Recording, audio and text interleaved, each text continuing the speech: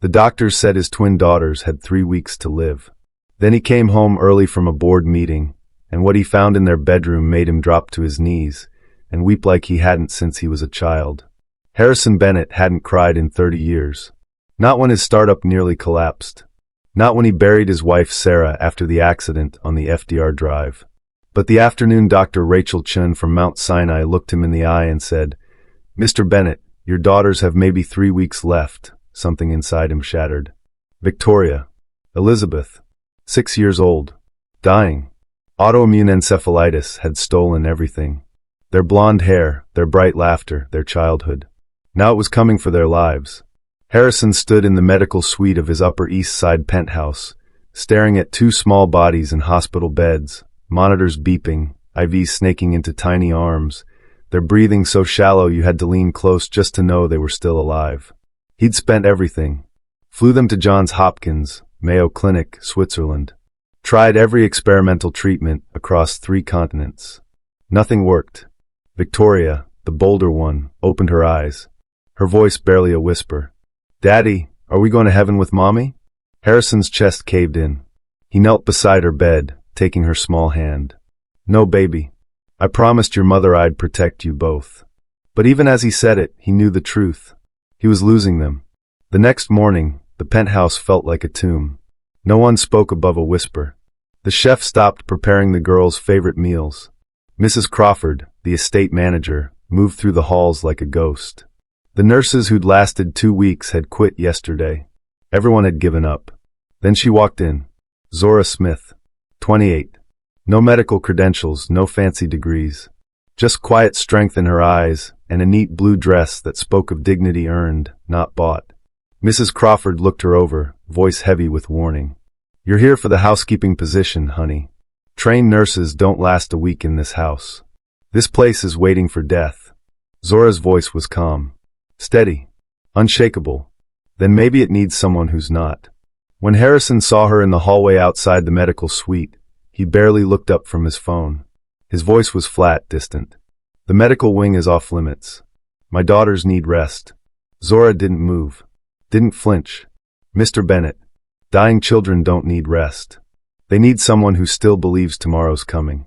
Harrison's head snapped up. Anger flashed across his face, hot and sharp. "What did you just say? Your daughters don't need another person treating them like they're already gone. They need someone who sees them as alive." Silence stretched between them like a wire pulled taut. Harrison stared at this stranger. This woman with nothing. No reason to care. No credentials. No logic. But her eyes held something he hadn't seen in his home for months. Hope. "Do what you want," he muttered finally, turning away. "Just stay out of my way." Zora walked into the girls' room. 2 hospital beds, sterile white walls, the smell of antiseptic and approaching death. Medical equipment everywhere. Silence except for the beeping monitors. She took off her gloves, touched Victoria's face with her bare hand. Victoria's eyes fluttered open. "Who are you?" "Someone who's staying." Elizabeth stirred in the other bed. "Are you a nurse?" "No, sweetheart. I'm just someone who believes your birthday party is going to be beautiful." Victoria's voice was so small. "Everyone treats us like we're already in heaven with Mommy." Zora knelt between both beds, taking each girl's hand. "I don't see death when I look at you. I see 2 daughters who still have fight left. And I'm not giving up." That night, Zora sang to them. A soft lullaby her grandmother taught her in Brooklyn. For the first time in months, the twins slept without medication, without fear. Harrison stood in the doorway, watching, his chest tight with something he couldn't name. When the girls were asleep, Zora whispered into the darkness, tears sliding down her cheeks. "I couldn't save you, Maya, but I'll save them." And God, who sees every tear, every prayer, was already moving. But what Harrison didn't know was that in 3 days, everything would change. Before we continue, hit that like button, subscribe, and tell me where in the world you're watching from. Because sometimes when everything feels hopeless, that's when miracles walk through the door wearing a blue dress and carrying Brooklyn's strength. If you've ever needed a reason to believe again, keep watching. Dr. Rachel Chun didn't sugarcoat it. She never did. That's what Harrison had always respected about her, back when respect meant something, back when the world still made sense. They stood in her office at Mount Sinai, the late afternoon sun slanting through Venetian blinds, casting prison bar shadows across her desk. 3 weeks, Mr. Bennett. Maybe less. Her voice was professional, gentle even, but the words landed like bullets. The autoimmune encephalitis is progressing faster than we anticipated. Their organs are shutting down. There's nothing more we can do. Harrison didn't move. Couldn't. Somewhere in the building, machines beeped. Footsteps echoed in corridors. Life continued. But in that office, time stopped. Victoria and Elizabeth. 6 years old. Their blonde hair had fallen out months ago during the experimental treatments. Their bright blue eyes, Sarah's eyes, had dimmed to something distant and hollow. Their laughter, once the soundtrack of his penthouse, had been replaced by the rhythmic beeping of monitors and the hiss of oxygen machines. He hadn't cried since he was 12 years old, the day his mother walked out and never came back. Not when his first startup collapsed. Not when he buried Sarah 3 years ago, after the drunk driver ran the red light on the FDR drive. He'd stood at her funeral in Riverside Church, stone-faced while their twin daughters clung to his legs, and felt nothing. Absolutely nothing. That same numbness lived in him now. The Upper East Side penthouse felt like a mausoleum when he returned. 73rd and Madison. 12,000 square feet of marble floors, floor-to-ceiling windows, and imported furniture that meant nothing. The medical wing, what used to be the guest suite, was a shrine to defeat. 4 stands. Medication charts. Oxygen tanks. 2 small beds where his daughters lay dying while Manhattan hummed with life 12 floors below. Mrs. Crawford, his estate manager for 8 years, met him in the foyer. Her eyes were red. The day nurse quit, Mr. Bennett. Said she can't watch children die. Her voice cracked. The nannies are gone too. It's just me and the chef now, and Thomas is talking about leaving. Harrison walked past her without answering. Couldn't answer. Words required feeling, and feeling required breaking, and he couldn't afford to break. Not now. Not ever. He stood outside the medical wing for 10 minutes, hand on the doorknob, unable to turn it. Couldn't bear to see them. Couldn't bear to watch them slip away. So he went to his study instead and poured 3 fingers of scotch he wouldn't drink. The next morning, Mrs. Crawford knocked softly. Mr. Bennett, there's a young woman here. For the housekeeping position. We're not hiring. Sir, we have no staff left. And she's different. Zora Smith walked into his study wearing a neat blue dress and carrying herself with a dignity that didn't match her resume. 28 years old. Brooklyn address. Previous work in home healthcare. No formal medical training. Nothing that explained the quiet strength in her brown eyes. Mrs. Crawford's voice was heavy when she spoke to Zora. You need to understand, honey. This house is waiting for death. His twin daughters are in hospice care. Trained nurses don't last a week here. Most people can't handle it. Zora's voice was steady, unwavering. Then maybe it needs someone who still believes in life. Harrison looked up from his desk, irritation flashing across his exhausted face. The medical wing is off limits, Miss Smith. My daughters need rest and quiet. That's non-negotiable. Zora held his gaze without flinching. Mr. Bennett, dying children don't need silence. They need someone who still believes tomorrow's coming. Something in Harrison's chest twisted sharp and sudden. Anger.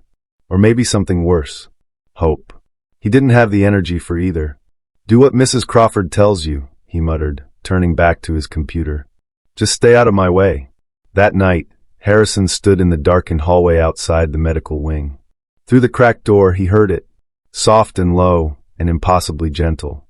Zora was singing. Some old hymn he half remembered from childhood, before everything hardened. His eye is on the sparrow, and I know he watches me. The monitors beeped their steady rhythm. But beneath that mechanical sound, something else emerged. Victoria's breathing, deeper than it had been in days. Elizabeth's small sigh of contentment. For the first time in weeks, his daughters were sleeping without nightmares. Harrison pressed his forehead against the doorframe and felt something inside him crack. Just a hairline fracture in the fortress. But a crack nonetheless. Harrison woke to something impossible. Children's laughter. Not memory. Not wishful thinking. Actual laughter echoing through the penthouse. He bolted upright, heart hammering. The bedside clock read 8:47 a.m. He'd slept past 7 for the first time in months. The sound came again, higher pitched this time, bright and clear as bells. Victoria. Or Elizabeth. Or both. He ran. The medical wing door stood open. Morning light flooded the room, blinding, golden, alive. The blackout curtains he'd insisted on keeping drawn were pulled back completely, revealing Central Park stretching green and impossible below.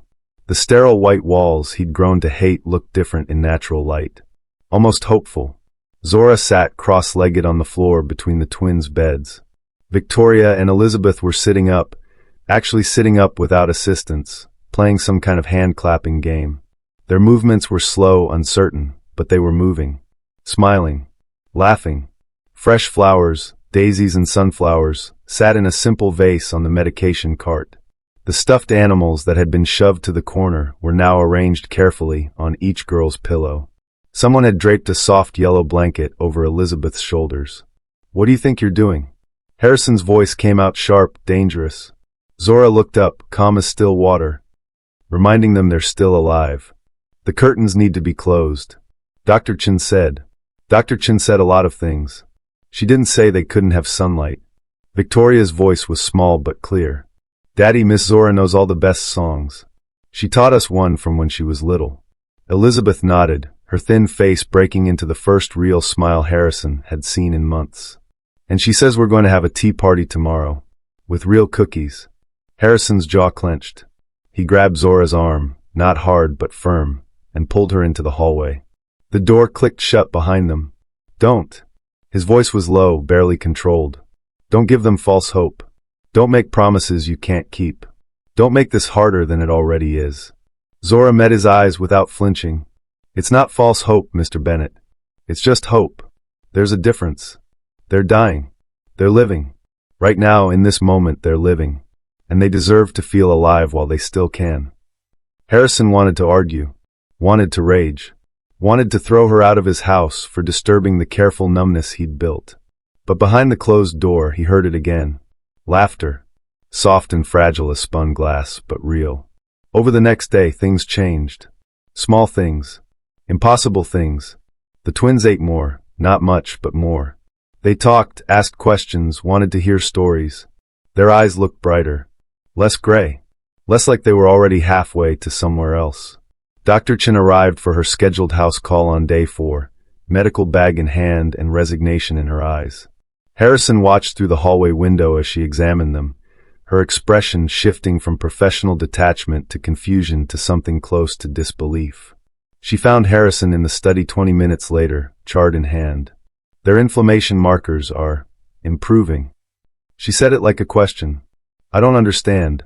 This doesn't happen with this disease. Not at this stage. Their neurological responses are stronger. Their vitals are stabilizing. It doesn't make sense." Harrison didn't have an answer. Couldn't speak past the tightness in his throat. That night, he stood in his usual spot outside their room. Zora was reading to them, something about a princess and a dragon and a kingdom made of glass. Her voice was full of life, full of conviction, full of some inexplicable certainty that tomorrow would come. More laughter. Soft and sleepy this time, but unmistakable. Harrison's chest tightened. Something dangerous was stirring inside him. Something he'd locked away 3 years ago when they lowered Sarah's casket into the ground. Something he'd sworn never to feel again because feeling meant vulnerability and vulnerability meant pain. Belief. God help him, he was starting to believe. "I need party supplies." Zora's voice carried from the kitchen into Harrison's study, clear and matter-of-fact. He looked up from his laptop, confused. Mrs. Crawford's reply came a moment later, careful and bewildered. "Party supplies? For what, honey?" "The girls turned 7 in 12 days. We're celebrating." Silence crashed through the penthouse like a physical thing. Harrison heard it, the sudden absence of sound. Mrs. Crawford's sharp intake of breath. Thomas the chef dropping something metal into the sink. The whole household going still. Everyone knew the twins wouldn't make it to their birthday. Harrison was out of his chair and down the hallway before conscious thought caught up with fury.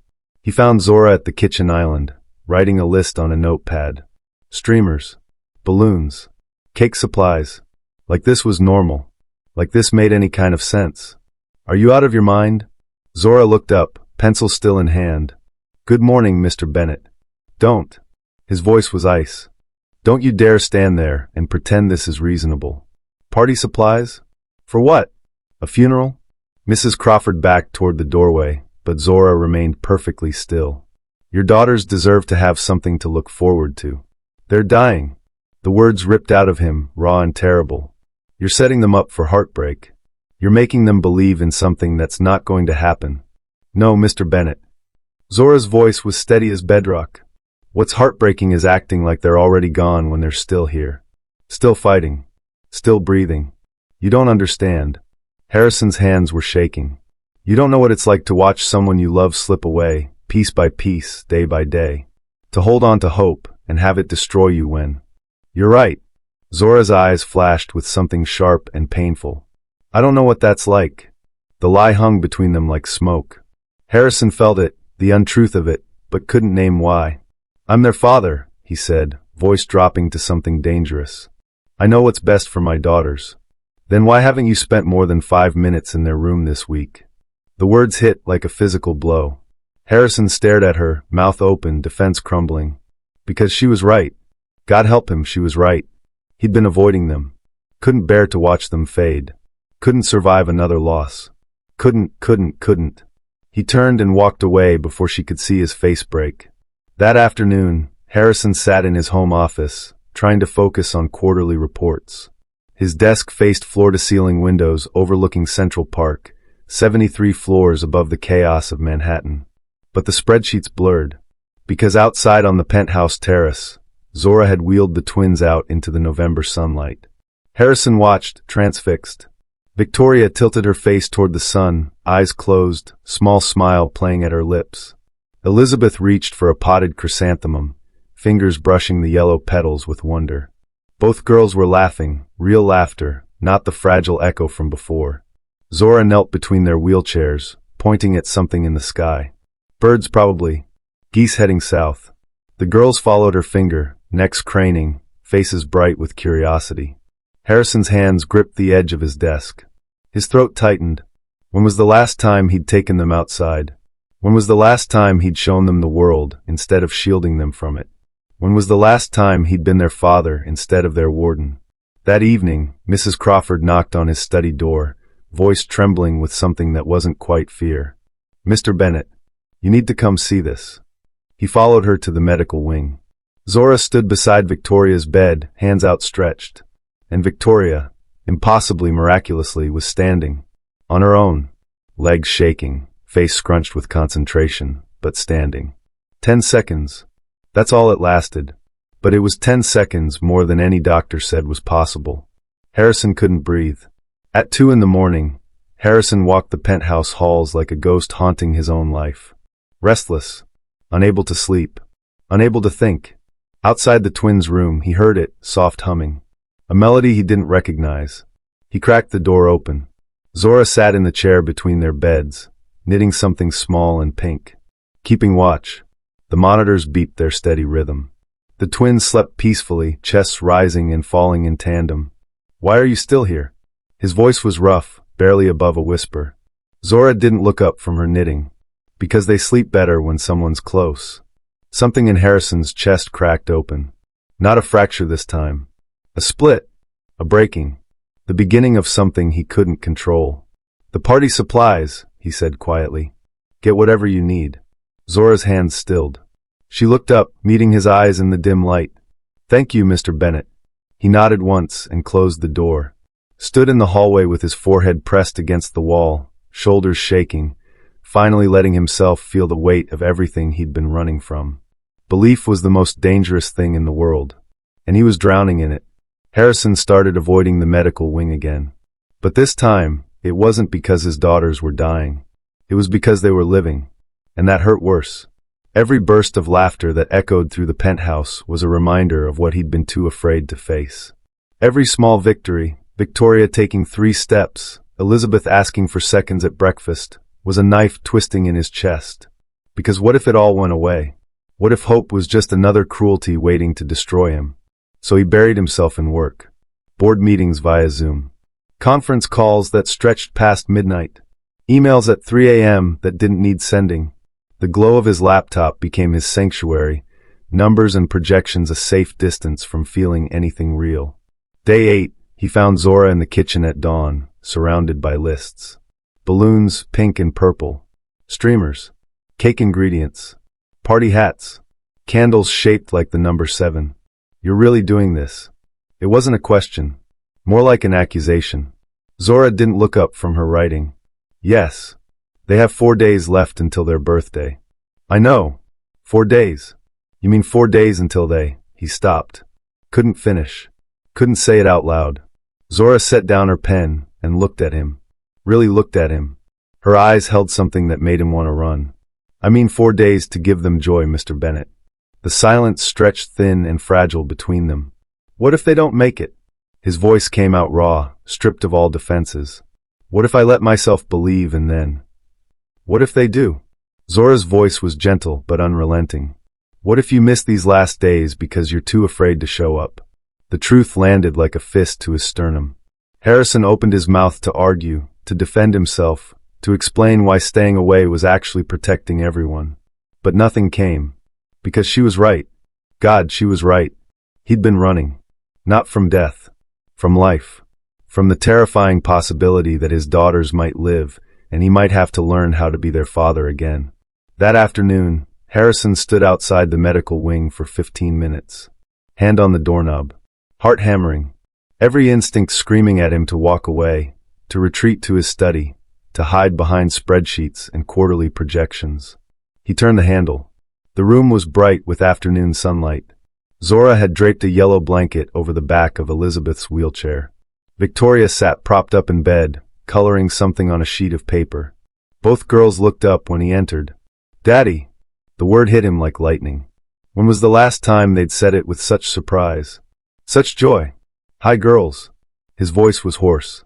He crossed the room slowly, like approaching something sacred and fragile. Sat on the edge of Victoria's bed. The mattress dipped under his weight. He didn't know what to do with his hands. Elizabeth wheeled her chair closer, face bright with hope. Will you read to us? Harrison's throat tightened. Yeah, I can do that. Zora handed him a book from the shelf, Where the Wild Things Are. Sarah's favorite. The one she'd read to them every night before the accident. Harrison's hands trembled as he opened it. The night Max wore his wolf suit and made mischief of one kind and another. His voice cracked. Broke completely. He stopped, shoulders shaking. Victoria's small hand touched his arm. It's okay, Daddy. Elizabeth climbed out of her wheelchair, slowly, carefully, but on her own, and crawled onto the bed beside him. Victoria scooted closer on the other side. Both girls pressed against him, warm and alive and impossibly present. He kept reading. Voice rough with tears, but he kept going. Through Max's journey to where the wild things are. Through the rumpus. Through the moment Max decides to go home, because someone loves him best of all. By the time he reached the end, tears were streaming down Harrison's face. Not the kind you fight, the kind you surrender to. From the doorway Zora watched. Her own eyes wet. She didn't interrupt. Didn't intrude. Just witnessed. When the book was finished, Victoria whispered, Will you stay, Daddy? Harrison nodded, unable to speak. That night, he didn't leave. He stayed in the chair between their beds, Victoria's hand clasped in his left, Elizabeth's in his right, watching them breathe, counting each rise and fall of their chests like prayers. Zora appeared sometime after midnight with a blanket. She draped it over his shoulders without a word. Their eyes met for just a moment, an understanding passing between them that needed no language. For the first time since Sarah died, Harrison let himself be vulnerable. Let himself feel everything he'd been running from. The fear, the love, the desperate, aching hope that maybe somehow tomorrow would come. The twins' breathing filled the room like music, and Harrison finally let himself listen. Harrison woke to silence and panic. The beds were empty. His heart stopped. Actually stopped. He was on his feet before thought caught up with terror, stumbling into the hallway calling their names. Victoria. Elizabeth. The penthouse swallowed his voice. No answer. Just the sound of his pulse hammering in his ears. Mrs. Crawford appeared at the end of the hallway, face calm. They're in the dining room, Mr. Bennett. He ran. The formal dining room doors stood open. Harrison stopped dead in the doorway. The massive mahogany table, and used since Sarah's death, was covered in paper. Crayons scattered everywhere. Markers. Colored pencils. Glitter. The entire surface looked like a rainbow had exploded across it. Zora sat at the head of the table. Victoria and Elizabeth flanked her on either side, both in wheelchairs pulled close, both bent over their creations with intense concentration.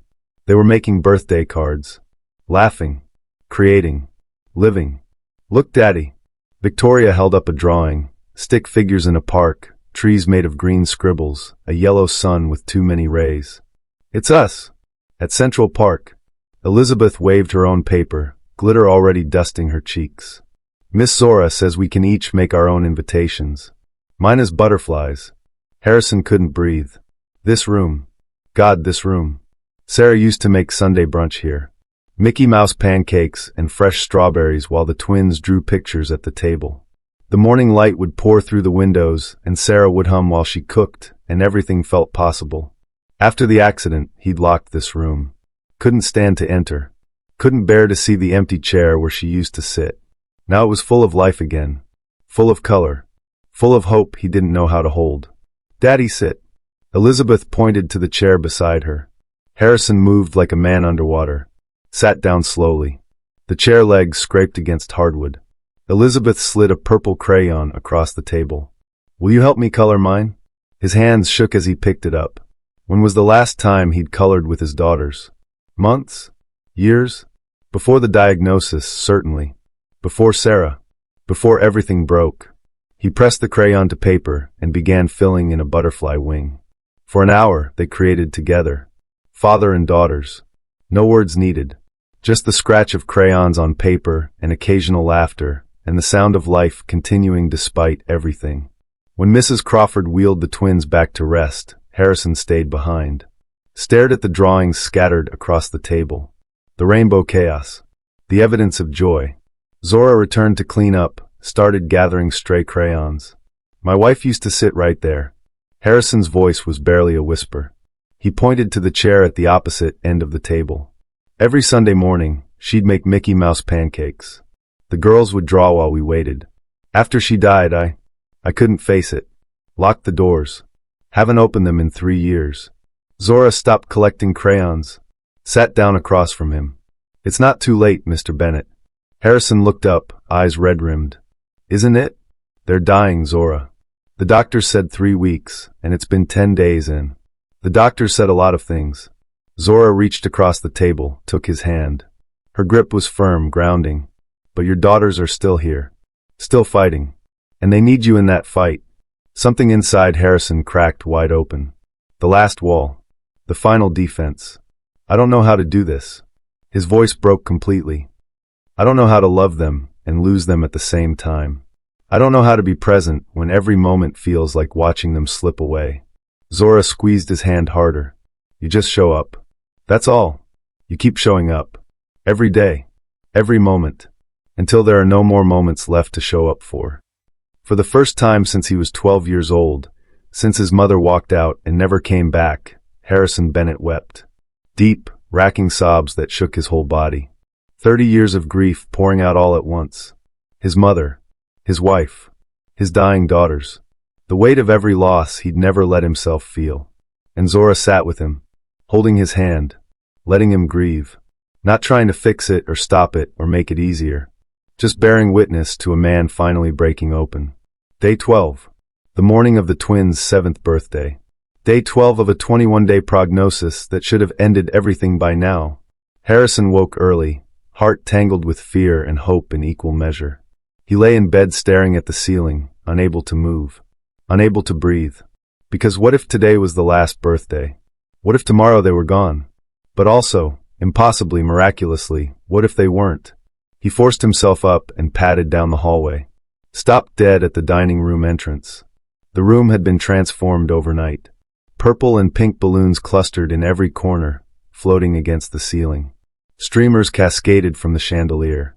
A massive banner stretched across the far wall. "Happy 7th birthday, Victoria and Elizabeth," in glittering letters that caught the morning light. In the center of the table sat a 3-layer vanilla cake, perfectly frosted, fresh strawberries arranged on top. 7 candles waited, unlit, ready for wishes. Zora stood back, hands on her hips, surveying her work. You did all this? Harrison's voice was hoarse. She turned, smiled. There's 7 today. That deserves everything. An hour later, the twins came down. Victoria wore a purple dress that hung loose on her thin frame. Elizabeth wore pink, matching bow and what little hair had started growing back. They were fragile as spun glass, bald from months of brutal treatments, pale as ghosts. But their eyes, God, their eyes were bright, alive, sparkling with joy. Harrison thought he'd never see again. He knelt before them on the hardwood floor. Happy birthday, my beautiful girls. They threw their arms around his neck simultaneously, nearly knocking him over. He held them like they might disappear if he loosened his grip. The small household gathered. Mrs. Crawford dabbed at her eyes with a handkerchief. Thomas the chef stood in the doorway, smiling. Even Dr. Chin stopped by, medical bag in hand and wonder in her eyes. Happy birthday to you. The singing started. Off-key, imperfect, beautiful. Harrison's voice cracked halfway through, broke completely on the final line. The twins leaned in together over the cake, 7 candles flickering between them. Harrison moved closer, kneeling beside them. Make a wish, he whispered. All 3 of them leaned in. All 3 blew together. The candles went out in a single breath. The room erupted in applause. But Harrison couldn't hold it together anymore. The dam broke. Everything he'd been holding back for 3 years, for 3 months, for 12 impossible days came flooding out. He pulled his daughters close, one arm around each of them, and broke down completely. I'm so sorry. The words tumbled out between sobs. I'm sorry I've been so far away. I was so scared of losing you that I forgot to love you. I forgot to be your daddy. Victoria's small hand touched his face. It's okay, Daddy. We love you. Elizabeth leaned her head against his shoulder. Don't cry, Daddy. We're still here. Still here. 2 words that meant everything. Harrison held them tighter, sobbing into their hair, breathing in the scent of them, strawberries and medicine and life. Across the room, Zora pressed her hand to her mouth. Tears streamed down her face. This moment, this impossible, beautiful, hard-won moment, was everything she'd fought for. Everything she'd promised Maya she'd give to another family. Harrison looked up through his tears, found her eyes, mouthed, "Thank you." Zora nodded, smiling through her tears. No words needed. That night, Harrison didn't leave their side. He stayed stretched between their beds, reading stories until his voice went hoarse, singing off-key lullabies Sarah used to sing, holding their hands while they drifted to sleep. And for the first time in 3 years, since the night they told him Sarah didn't survive the surgery, Harrison Bennett felt whole. Not healed, not fixed, but whole. The twins breathed steady in the darkness. Alive. Still here. Still fighting. And Harrison was finally fighting with them. Harrison didn't go back to his office. He canceled board meetings, delegated urgent calls, told his assistant he was unavailable indefinitely. The board could wait. The investors could wait. The entire empire he'd built could crumble to dust for all he cared. His daughters mattered more. Every morning he had breakfast with them. Zora made Mickey Mouse pancakes, perfectly round ears, chocolate chip eyes, honoring Sarah's memory. The twins giggled when Harrison tried to guess which mouse was which. He read to them for hours, helped with puzzles, his large hands fumbling with tiny pieces. They watched movies cuddled on the couch, Victoria on one side, Elizabeth on the other, all 3 wrapped in the same blanket. He was clumsy at it, didn't always know what to say, got the voices wrong when reading characters. But the twins didn't care. They just wanted him there. Present. Real. One afternoon, Harrison found Zora folding laundry in the utility room. I owe you everything. She looked up, shook her head. You don't owe me anything, Mr. Bennett. You gave me my daughters back. His voice was thick. You gave me myself back. Zora's eyes filled with tears. She set down the towel she was folding. You did that yourself. I just reminded you what love looks like. Evening in Central Park. Day 15. Harrison pushed both girls on the swings, one hand on each seat. They were still weak, bodies fragile, but they were laughing, squealing with pure joy every time they swooped forward. Higher, Daddy! He pushed higher. The autumn sun filtered through bare trees, painting everything gold. Other families walked past, parents with healthy children who took breathing for granted. Harrison didn't envy them. He just felt grateful for this moment. This impossible gift of now. Daddy. Victoria's voice was small. Are we going to be okay? Harrison's throat tightened. He wanted to lie. Wanted to promise forever, guarantee tomorrow, swear they'd grow up and graduate college and get married and give him grandchildren. But he'd learned something these past days. Truth wrapped in love was better than false promises. I don't know, sweetheart. He slowed her swing, crouched down to eye level. But I know we're together. And that's what matters most. Victoria studied his face for a long moment. Then nodded, satisfied with an answer that held no guarantees but carried complete honesty. That night, under stars barely visible through Manhattan's light pollution, Harrison stood on the penthouse terrace. The twins slept inside, safe and warm. The city stretched out below, millions of lives, millions of stories. He whispered a prayer, something he hadn't done since the night Sarah died. Please God, if you're listening, give us more time. The wind stirred gently. The city lights twinkled like earthbound stars. Everything felt sacred, like God was close enough to hear, close enough to answer. But Harrison didn't know that in 3 days, everything would nearly shatter. Day 18. 3 days past the original prognosis. 3 days of borrowed time. The twins had defied every prediction, but their bodies remained fragile. Immune systems still at war with themselves, organs still struggling, survival still balanced on a knife's edge. At 2 a.m., death came knocking. Elizabeth woke with violent seizures. Her small body went rigid, then convulsed with terrifying force. Medical alarms screamed into the silence. Monitors flashed red. Zora was there instantly. She'd been sleeping in the chair between their beds. Harrison! Now! He ran, bare feet slapping against marble. Burst through the door to find Elizabeth seizing, eyes rolled back, foam at the corners of her mouth. Call 911. Zora's voice was steady but urgent. Now! Harrison's hands shook as he dialed. The operator's voice was calm, professional. An ambulance is on the way, sir. There's been a major accident on the FDR drive. We're looking at a 20-minute delay minimum. 20 minutes. Elizabeth didn't have 20 minutes. Her lips turned blue. Her breathing became labored, gasping, desperate, then stopped completely. The monitor flatlined. A single, endless tone. Lizzie! Victoria's scream tore through the room. No! Wake up! Wake up! Harrison grabbed Elizabeth, pulled her limp body against his chest. Baby, stay with me. Please stay with me. Don't leave. Don't leave. But she was limp. Not breathing. Gone. Zora pushed him aside, gently but firmly. I need room. She tilted Elizabeth's head back, positioned her hands, started chest compressions. Counting under her breath. 1, 2, 3, 4. Come on, sweetheart. Come back. Come back to us. 30 seconds. Nothing. A minute. Harrison collapsed beside them, hands pressed to his face. God, please. Take me instead. Please, not her. Not my baby girl. Mrs. Crawford appeared in the doorway, pulled Victoria into her arms. Victoria sobbed into her shoulder, inconsolable. Zora kept going, tears streaming down her face. Voice breaking. Breathe, baby. Your daddy needs you. Your sister needs you. 2 minutes. Harrison pressed his forehead to Elizabeth's chest.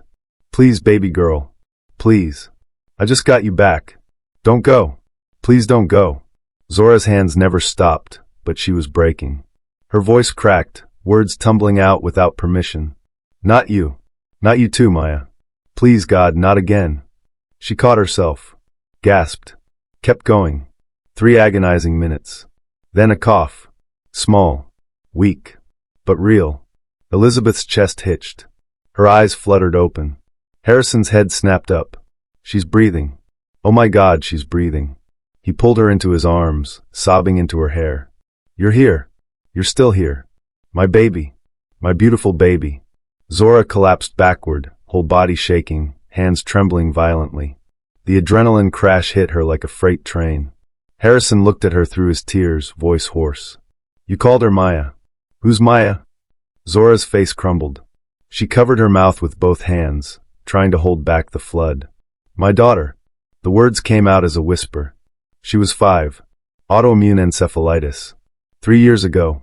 I held her just like this, but her voice broke completely. She didn't come back. Harrison's breath caught. Oh God, Zora. I couldn't save her. Zora's sobs shook her entire frame. I did everything. Everything. But she slipped away. And I promised her that night. She looked at Elizabeth, alive and breathing in Harrison's arms. I promised her I'd never let another child feel alone in this fight. Never. Harrison reached out with his free hand, took Zora's trembling fingers in his. You kept your promise. You saved her. You saved all of us. Victoria broke free from Mrs. Crawford, crawled across the floor into Zora's lap, wrapped her small arms around her neck. Thank you for saving my sister. The four of them sat on the floor, Harrison holding Elizabeth, Zora holding Victoria, all of them holding each other, crying together. For broken people finding healing in the wreckage. The ambulance finally arrived. Paramedics rushed in with equipment and practiced efficiency. Elizabeth's vitals were stable. Weak but stable. As they checked her over, Harrison held Zora's hand and understood something profound. Healing wasn't just for the dying. It was for the living who'd forgotten how to love without fear. For the grieving who needed permission to hope again. For the broken who needed someone to show them how to be whole. Spring morning in Manhattan. For years later, Central Park burst with life. Cherry blossoms painting the paths pink and white. Tulips blazing red and yellow in carefully tended beds. The air smelled like growing things, like possibility, like second chances. Victoria and Elizabeth ran ahead on the path, their blonde hair long and shining in the sunlight, catching light like spun gold. 10 years old now.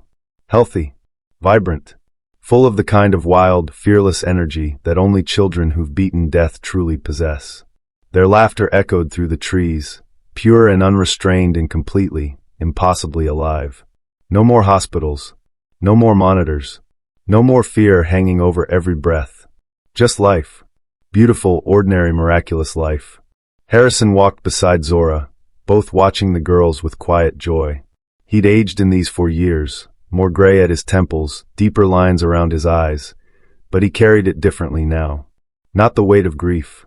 The weight of gratitude. They stopped at a wooden bench overlooking the lake. Cherry blossom petals drifted on the breeze, settling on the water like pink snow. A small bronze plaque was affixed to the bench's backrest. In memory of Maya Smith, her love never dies, it only grows. Harrison had bought the bench 3 years ago, shortly after the twins' full recovery. They visited every spring. Victoria and Elizabeth ran up, each carrying daisies they'd picked near the boathouse.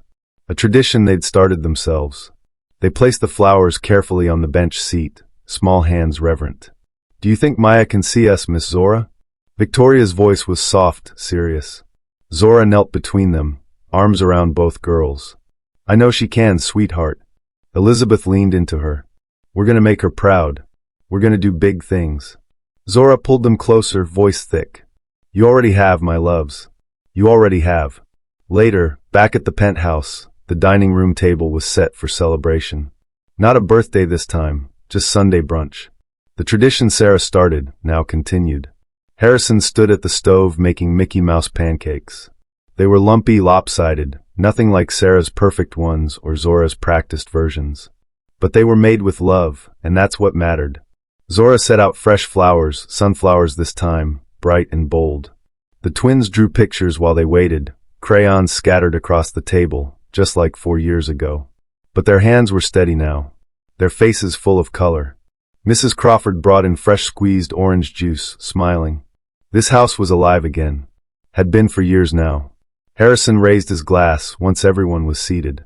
His voice was thick with emotion he no longer tried to hide. To Zora, for years ago, you walked into our lives when we'd given up hope. You didn't bring medicine or credentials or any of the things we thought we needed. You brought hope. You taught us that love is stronger than fear, that presence matters more than money, and that family isn't just blood, it's who shows up when everything is falling apart. He paused, swallowing hard. You saved my daughters, but more than that, you saved me. Zora's eyes filled with tears. She reached across the table, took his hand. And you all saved me right back. They clinked glasses. The twins cheered. Pancakes were served. That evening, Harrison and Zora stood on the terrace watching the sun set over Manhattan. The sky burned pink and gold, the city's glass towers catching fire in the dying light. Do you think she knows? Harrison asked quietly. Maya, do you think she knows what you've done? The lives you've touched? Zora looked up at the painted sky. I know she does. Harrison took her hand, not romantic, just connection. Family. Thank you for not giving up on us. Zora squeezed back. Thank you for learning how to fight. Behind them, the terrace door burst open. Victoria and Elizabeth tumbled out, laughing. Come on. Movie night. We already picked the movie. Harrison and Zora exchanged a smile, the kind shared by people who've walked through fire together and come out holding hands on the other side. They followed the girls inside. The penthouse was warm, bright, full of the kind of love that doesn't die. It just keeps multiplying, spreading, growing into something bigger than any one person. Somewhere beyond the city lights, beyond the clouds painted pink and gold, a little girl named Maya was smiling. Because her mother's love didn't end when she died, it multiplied. For souls now lived fully, because she once lived at all. Love never dies. It only grows. If this story touched your heart, please hit that like button and subscribe to this channel. Your support helps us share more stories of hope, healing, and the incredible power of love. Drop a comment below and tell me, have you ever had someone walk into your life at just the right moment? Someone who reminded you what hope looks like? I'd love to hear your story. And if you know someone who needs to hear this message today, someone who's fighting their own battle, someone who's forgotten how to hope, share this video with them. Sometimes the story someone needs to hear finds them at exactly the right time. Thank you so much for watching. Until next time, keep your heart open. Miracles happen every single day.